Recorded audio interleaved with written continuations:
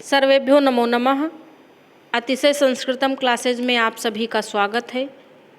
हम लोगों ने कादंबरी सुकनासोपदेशः पुस्तक कंप्लीट कर ली है, तो उससे संबंधित हमने सोचा कि प्रश्नोत्तरी भी करा दी जाए।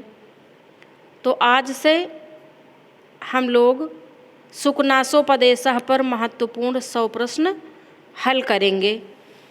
तो चलिए प्रारंभ करते हैं। विदित वेदितव्यस्य अधीत सर्वशास्त्रस्य विशेषता अस्ति, यानी कि विदित वेदितव्यस्य जानने योग्य सभी बातों को जानने वाले, अधीत सर्वशास्त्र से सभी शास्त्रों को अधीत किए हुए यानी कि ज्ञाता, ऐसी विशेषता किसकी है? चंद्रापीडस्य, तारापीडस्य, सुकनासस्य एते सर्वे। तो ये विशेषता किसकी है? यह विशेषता है चंद्रापीडस्य। और विदित वेदितव्य से अधीत सर्वशास्त्र से ये कह कौन रहा? ये मंत्री सुकनास कह रहे हैं। किसको कह रहे हैं? चंद्रापीड को कह रहे हैं राज्याभिषेक के समय। प्रश्न नंबर 2 पर हम लोग पहुंच गए हैं। अपरिणामोपशमो दारुणो लक्ष्मी मदः उक्ति कस्य ग्रंथस्य अस्ति। यह उक्ति किस ग्रंथ की है? लक्ष्मी का मद, आधा छा होगा यहाँ पर। लक्ष्मी का मद अंतिम अवस्था में भी अर्थात वृद्धावस्था में भी नहीं शांत होता है। यह किस ग्रंथ से लिया गया है? तो यह कादंबरी से लिया गया है। कादंबरी सुकनासोपदेशः से लिया गया है। 10 कुमार चरितम से लिया गया है। मुद्रा राक्षसस्य यानी कि मुद्रा राक्षस से लिया गया है। तो अपरिणामोपशमो दारुणो लक्ष्मी मदः उक्ति ये है कादंबरी सुकनासोपदेशः से ली गई है। यह भी उक्ति मंत्री सुकनास कह रहे हैं लक्ष्मी के विषय में कि लक्ष्मी का मद बहुत ही भयंकर होता है। प्रश्न नंबर 3, उपकरण संभार शब्दस्य अर्थः अस्ति। उपकरण संभार संग्रहार्थम आदिदेश, ऐसा वाक्यांश प्रयुक्त हुआ है सुकनासोपदेशः के प्रथम पैराग्राफ में। तो ये हमने वहीं से लिया है। उपकरण संभार शब्द का क्या अर्थ है? क्योंकि शब्दों के अर्थ भी पूछे जाते हैं। का सामग्री संग्रह, खा वस्तुओं को एकत्रित करना, गा संग्रहित वस्तुएं, घा सामग्री समूह। तो उपकरण संभार का क्या है अर्थ? उपकरण संभार का अर्थ है सामग्री समूह। संभार का अर्थ होता है समूह और उपकरण का अर्थ होता है सामग्री। तो उपकरण संभार का अर्थ है सामग्री समूह। पेज नंबर 2 पर चौथा प्रश्न है लक्ष्मी मदः भवति। लक्ष्मी का मद यानी कि घमंड कैसा होता है? का परिणामोपशमो, खा अपरिणामोपशमो, गा विपरिणामोपशमो, घा गहनोपशमो कैसा होता है? इसके पहले या दूसरे प्रश्न में ऐसा आया है। तो लक्ष्मी का मद होता है अपरिणामोपशमो दारुणो लक्ष्मी मदः, यानी कि अंतिम अवस्था में भी वह परिणाम को नहीं प्राप्त करता है। यानी अंतिम अवस्था में भी, वृद्धावस्था में भी लक्ष्मी का मद शांत नहीं होता है। ऐसा कौन कह रहा? ऐसा मंत्री सुकनास कह रहे हैं। किससे कह रहे हैं? चंद्रापीड से कह रहे हैं। किस समय कह रहे हैं? राज्याभिषेक के समय उपदेश दे रहे हैं।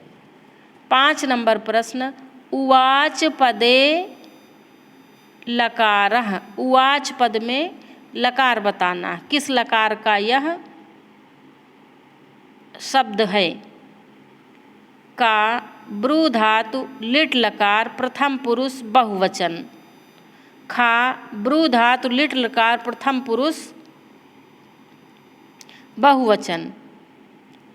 और गा नंबर ब्रू धातु लंग लकार प्रथम पुरुष एक वचन। घा ब्रू धातु लिट लकार प्रथम पुरुष एक वचन। तो 5 नंबर प्रश्न में आपके व्याकरण की भी टेस्टिंग हो जाती है। इसका उत्तर क्या होगा 5 नंबर प्रश्न का? तो उवाच जो शब्द है, रूप है, वह ब्रू धातु लिट लकार, लिट लकार ना, लिट नहीं लिट, ब्रू धातु लिट लकार प्रथम पुरुष एक वचन का है, यानी कि घा उत्तर आपका सही है, बाकी सारे गलत हैं। खा नंबर तो बिल्कुल गलत है क्योंकि ब्रू लिखा है ना। उवाच ऊचतुः ऊचुः ऐसे रूप बनता, इसलिए प्रथम पुरुष एक वचन का यह रूप हुआ ना। और ब्रू को वच आदेश हो जाता है, उवाच बनता है। अगला प्रश्न है 6 नंबर अतिगहनम, फिर है खाली स्थान यौवन प्रभवम। तो इस खाली स्थान में भरा क्या जाएगा? ऐसे भी प्रश्न प्रायः पूछे जाते हैं। का नंबर मदो, खा विषयो, गा मोहः, घा तमो। तो इसमें क्या भरेंगे? अति गहनम मदो यौवन प्रभवम, अति गहनम विषयो यौवन प्रभवम, अति गहनम मोहः यौवन प्रभवम। क्या भरा जाएगा? तो 6 नंबर में उत्तर होगा घा, यानी कि अति गहनम तमो यौवन प्रभवम, यहाँ पर तमो भरा जाएगा।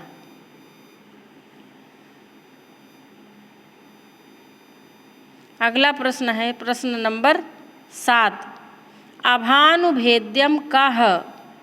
अभानु, भानु माने सूर्य, और अभानुभेद्यम यानी कि जो अभेद्य है, किसके द्वारा? भानु के द्वारा, अर्थात सूर्य के द्वारा भी जो भेदा न जा सके वह क्या है? का तमो यौवन प्रभवम, खा मोहो यौवन प्रभवम, गा तिमिरांधत्वम यौवन प्रभवम, घा परिणामोपशमो। तो अभानु अभेद्यम कः, भेद्यम नहीं है, अभेद्यम है। तो इसमें 7 नंबर में उत्तर होगा आपका का, यानी कि तमो यौवन प्रभवम।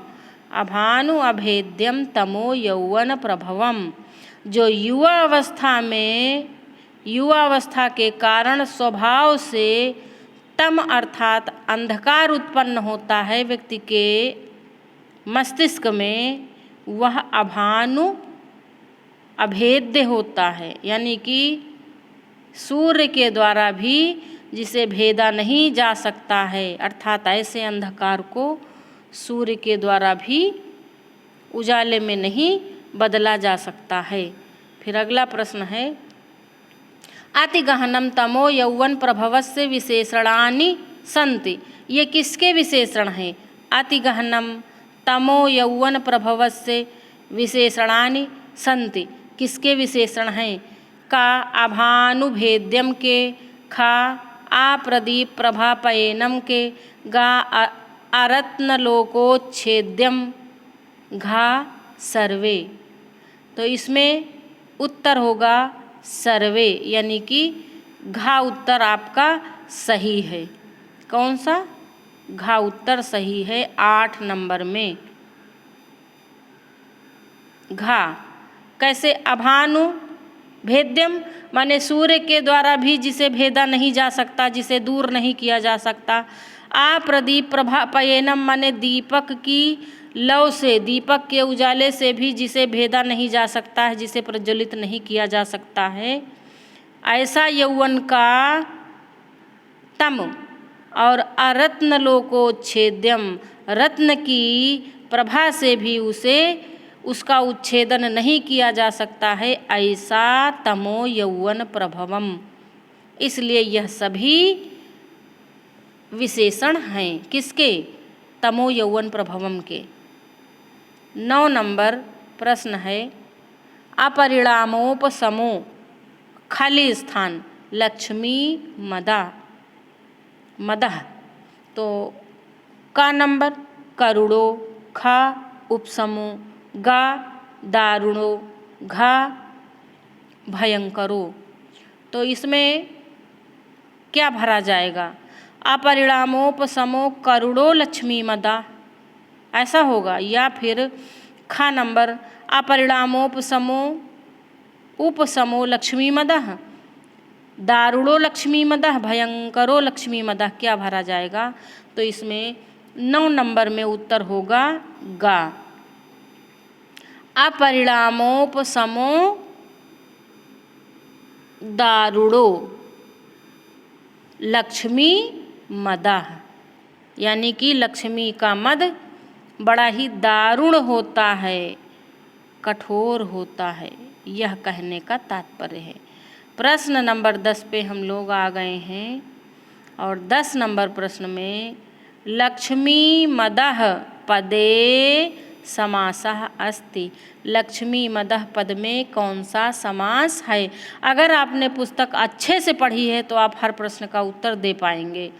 और जैसे यहाँ पे हमने सारे एक ही पुस्तक से प्रश्न बनाए हैं तो आपको सरल लग रहे होंगे, लेकिन जब ये मिक्सअप करके आएंगे, सारे विषयों से उठाकर प्रश्न रखे जाएंगे तो थोड़ा सा ये कठिन लगेंगे। तो लक्ष्मी मदः में समास है का कर्मधारय समास, खा बहुव्रीहि समास, गा पंचमी तत्पुरुष समास और घा षष्ठी तत्पुरुष समास। तो लक्ष्मी मदः में समास है घा, यानी कि षष्ठी तत्पुरुष, लक्ष्म्याः मदः, लक्ष्मी का मद, इसलिए षष्ठी तत्पुरुष समास। 11 नंबर प्रश्न है कष्टम अनंजनवर्ती साध्यम कः, जिसे अंजन की वर्तिका से भी ना दूर किया जा सके, तभी तो अनंजनवर्ती साध्यम है। जिसे अंजन की शलाका से भी दूर न किया जा सके, जो असाध्य है, साध्य नहीं है, अंजन वर्तिका से भी असाध्य है, वह क्या है? का ऐश्वर्य तिमिरांधत्वम, खा दर्पदाह ज्वरोष्मा, गा विषय विषास्वाद मोहः, घा रागमलावलेपः। तो इसमें क्या होगा? ऐश्वर्य रूपी तिमिरांधता या दर्पदाह ज्वर की ऊष्मा, घमंड के दाह की ऊष्मा या विषयों के आस्वाद से उत्पन्न मोह या फिर राग मल का अवलेप, राग रूपी मल का अवलेप क्या होगा इसमें? तो इसमें 11 नंबर प्रश्न का उत्तर है का नंबर, यानी कि ऐश्वर्य तिमिरांधत्वम। जो तिमिर रोग होता है, आँखों में होता है, उस तिमिर रोग को उसकी विशेषता है कि वह अंजनवर्ती साध्यम है, लेकिन जो ऐश्वर्य वाली तिमिरांधता होती है वह आँखों में नहीं होती है, वह मस्तिष्क में होती है। इसलिए आँखों से कुछ दिखाई नहीं देता, होती मस्तिष्क में और दिखाई आँखों से कुछ नहीं देता।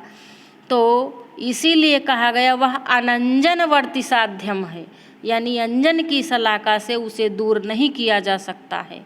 ऐश्वर्य की जो तिमिरांधता है, धन लक्ष्मी से जो तिमिरांधता आती है। अगले प्रश्न पर हम लोग चलते हैं, प्रश्न नंबर 11। प्रश्नोत्तरी कैसी लग रही है हमें कमेंट करके अवश्य बताएं। 12 नंबर प्रश्न है अशिशिरोपचार हार्यो अति तीव्रो कः। हमने एक एक पैराग्राफ से 5-5, 10-10 प्रश्न बनाए हैं, क्योंकि हम नहीं चाहते हैं कि कोई भी प्रश्न छूटे। तो इसीलिए प्रश्न थोड़े से ज़्यादा हो गए हैं। अशिशिरोपचार हार्यो अति तीव्रो कहा, जो शीत उपचारों से भी जिसे दूर नहीं किया जा सकता है, जो बहुत ही तीव्र है, वह क्या है? ऐश्वर्य तिमिरांधत्वम का नंबर ऐश्वर्य तिमिरांधत्वम खा दर्पदाह जोरोस्मा गा विषय विषास्वाद मोह घा राग मलावलेपह। तो 12 नंबर प्रश्न का उत्तर है दर्पदाह ज्वरोस्मा। जो दर्प अर्थात घमंड के दाह से उत्पन्न जो ज्वर होता है, बुखार होता है, उसकी ऊष्मा जो होती है, यानी कि लक्ष्मी के कारण व्यक्ति में घमंड आ जाता है, उस घमंड के कारण जो ज्वर चढ़ता है, बुखार चढ़ता है, उसकी जो ऊष्मा होती है वह अशिशिरोपचार हार्य होती, यानी शीतल उपचार के द्वारा, उपायों के द्वारा उसे दूर नहीं किया जा सकता। नॉर्मल बुखार जब होता है तो वह शिशिर उपचार हार्य होता है, यानी शीतल उपचारों से उस बुखार को दूर किया जा सकता है। लेकिन जो लक्ष्मी के कारण दर्पदाह ज्वर ऊष्मा होती है, उस ज्वर की ऊष्मा को नहीं दूर किया जा सकता है। ये स्पष्टीकरण है 12 नंबर का। 13 नंबर प्रश्न है सतत अमूल मंत्र आगम्यो कह। सतत अमूल मंत्र आगम्यो कह का ऐश्वर्य तिमिरांधत्वम खा दर्पदाह ज्वरोस्मा गा विषय विषास्वाद मोह घा राग मलावलेपह। देखिए, अगर आप प्रश्न को समझ पाएंगे तभी उत्तर दे पाएंगे। प्रश्न आप तब समझ पाएंगे जब आप खूब एकदम डिसेक्शन करके पुस्तक पढ़े होंगे। तो सतत अमूल, अमूल कहते हैं उसको, मूल माने जड़ होता, यानी जो जड़ी बूटियाँ। तो अमूल इसलिए कहा है कि जड़ी बूटियों से भी नहीं दूर होता है। और मंत्र अगम्यो इसलिए कहा है क्योंकि मंत्रों से भी नहीं दूर होता है, यानी कि निरंतर मंत्रों के पढ़ने से, यानी जो मंत्र से झाड़ फूंक करते हैं उससे, और अमूल अर्थात जड़ी बूटियों से भी जो न दूर हो सके, ऐसा क्या है? ऐश्वर्य तिमिरांधत्वम, ऐश्वर्य तिमिरांधत्वम तो है नहीं। खा दर्पदाह ज्वरोस्मा, ये भी नहीं है। और गा विषय विषास्वाद मोह राग मलावलेपह, तो 13 नंबर में क्या होगा? 13 का गा सही है, यानी कि विषय विषास्वाद मोह, विषयों का आस्वादन करने से जो हमारे अंदर मोह उत्पन्न होता है, जो जड़ता आती है, उस जड़ता को हम मंत्रोच्चारण से भी नहीं दूर कर सकते हैं और जड़ी बूटियों का सेवन करने से भी नहीं दूर कर सकते हैं। युवावस्था में ये चीज़ें स्वाभाविक हैं, हो जाती हैं। 14 नंबर प्रश्न है आस्नान शौच वध्यः कः। तो आस्नान माने जो स्नान से भी दूर ना हो, जो स्नान से, स्नान माने स्नान शौचः माने स्नान से जो पवित्र हो सके, आस्नान शौचः माने जो स्नान करने से भी पवित्र ना हो, वह क्या है? ऐसा पूछा जा रहा है इस प्रश्न में। का नंबर ऐश्वर्य तिमिरांधत्वम खा दर्पदाह ज्वरोस्मा गा विषय विषास्वाद मोह घा राग मलावलेपह।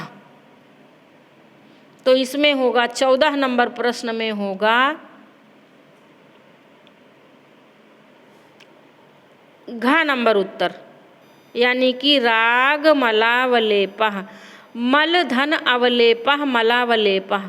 जो मल का यानी गंदगी का जो अवलेप है, जो गंदगी हमारे लिपट गई है, वह तो स्नान शौचः होती है, मतलब कि स्नान करके मैल को धुला जा सकता है, लेकिन जो राग मलावलेप है, जो राग रूपी मल का अवलेप है, वह अस्नान शौच है, वह स्नान करके भी दूर नहीं किया जा सकता है, ऐसा कह रहे हैं। और किस प्रकार का है? जिसका जो अवध्य है, यानी कि जिसे नष्ट भी नहीं किया जा सकता है, ऐसा होता है। अगला देखते हैं।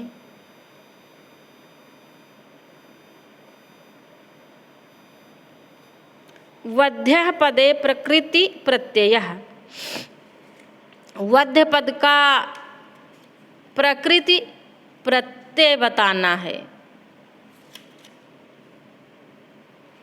तो का नंबर वध धन यत होगा कि वध धन ळेत होगा, वध धन क्यप होगा, या घा नंबर वध धन ल्यप होगा, क्या होगा? तो इसमें होगा 15 नंबर प्रश्न का उत्तर होगा खा नंबर, यानी कि वध्यः पद में वध धन ळेत। वध्यः का अर्थ है जिसका वध किया जा सके, जिसको नष्ट किया जा सके।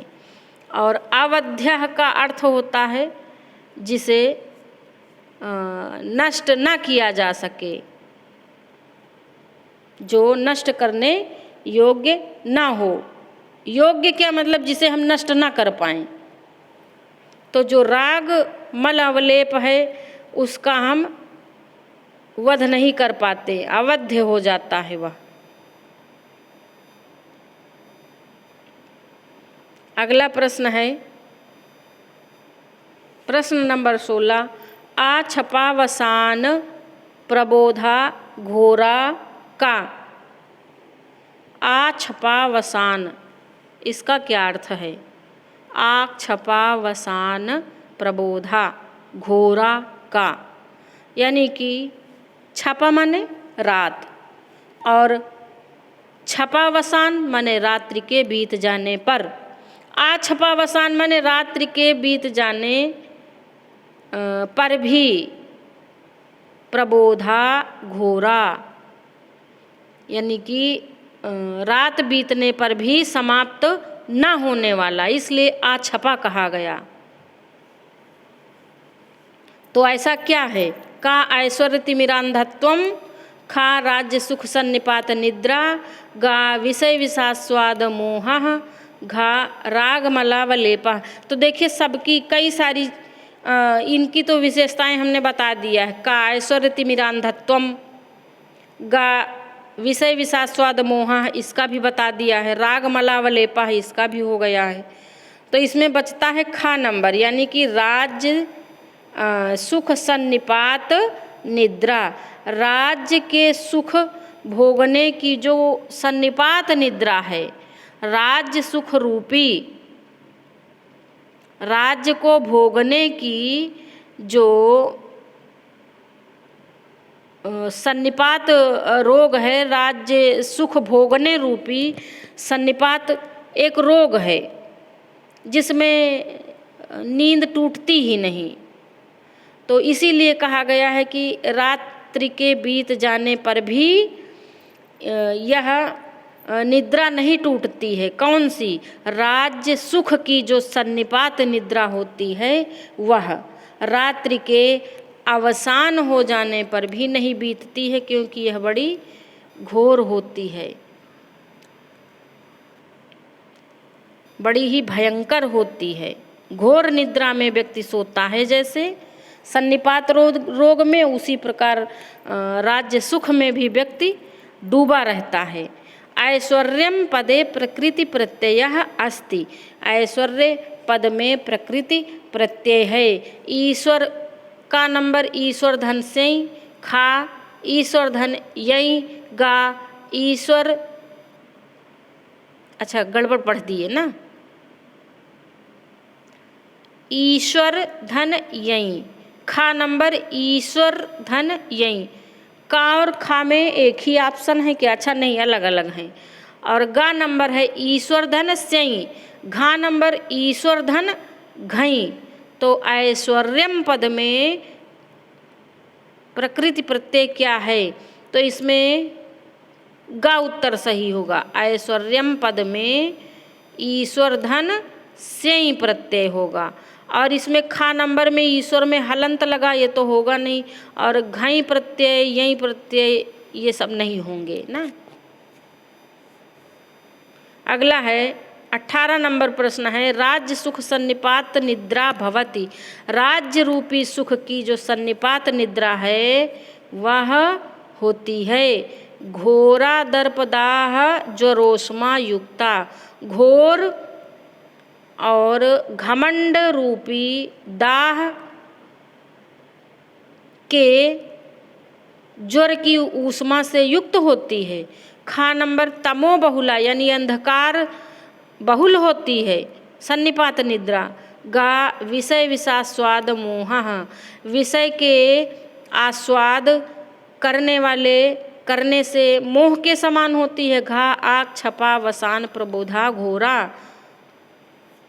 तो इसमें 18 नंबर में उत्तर होगा घा नंबर, आग छपा वसान प्रबोधा घोरा। घा नंबर में घा सही होगा 18 नंबर में, यानी रात्रि के अवसान होने पर भी नहीं समाप्त होती, टूटती नहीं है। राज्य सुख सन्निपात निद्रा बड़ी ही घोर होती है, भयंकर होती है ना। सुबह होने पर भी नहीं नींद खुलती है। अगला प्रश्न है 19 नंबर प्रश्न है, अभिधीयसे पदस्य व्याकरणात्मक टिप्पणी।